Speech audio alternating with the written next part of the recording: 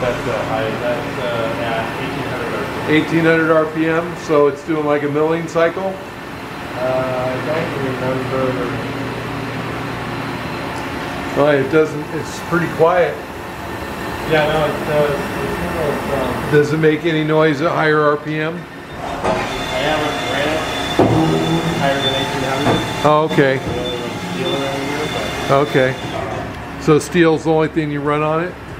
the only thing we've ran. What kind of steel? Stainless? We've ran some stainless on it.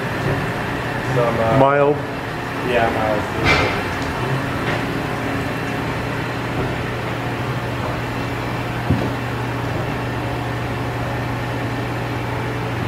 And you're selling it because you can't find anybody to run it?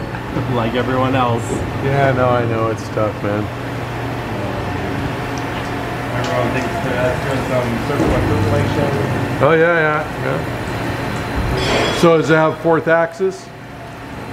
I don't think it's wired for 4. Does it have the card? It doesn't even have the card in the panel? I don't know. I'm not sure.